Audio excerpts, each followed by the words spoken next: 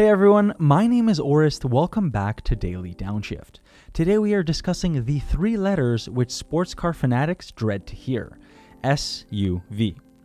I never anticipated that we would be making a video about a possible Corvette SUV, and if you've ever watched some of our previous videos, you know that we're avid fans of the Corvette C8 and we have one on order. We're really just car guys through and through. We can also appreciate some of the awesome SUVs that are available for sale, such as the Lamborghini Urus, the Mercedes GLE 63 AMG, the Range Rover SVR, and so many more. But personally, I'd still prefer a nice sports coupe or sedan.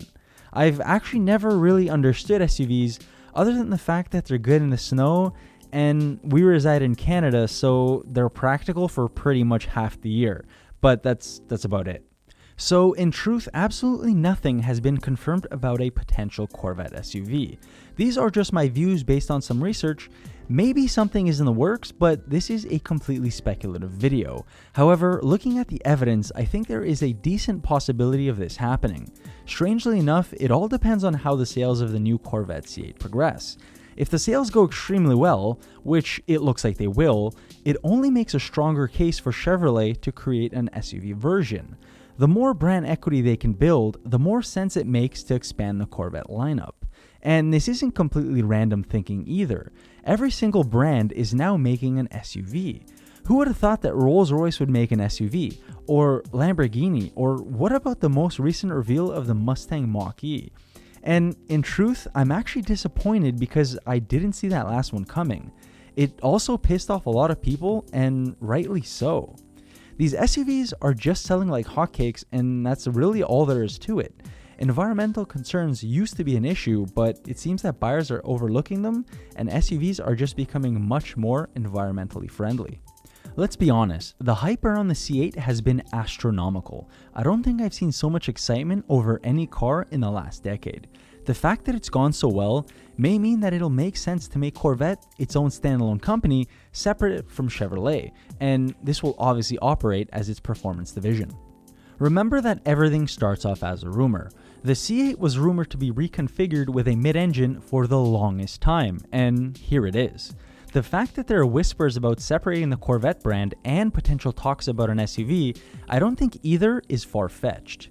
I'd even go as far to say that they have considered both of these options. Cars.com actually did a study and found that of all new cars sold in the United States in 2019, 62% were bought by women and 85% were influenced by women. If we look at the Corvette, I think it's fairly safe to say that that's not the case. There are some women buying them because I've seen them at the Corvette events and I've met female owners who absolutely love the cars. But what I've seen more of is husbands tagging along their wives to approve of their purchase.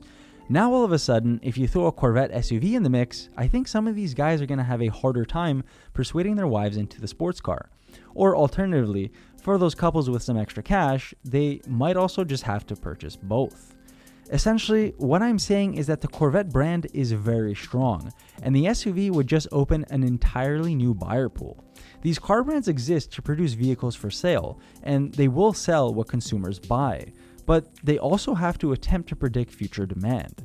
As the Corvette's buyer pool is older, the SUV may entice women, and it may also influence a more youthful buyer, which in turn will secure the brand's longevity for its shareholders.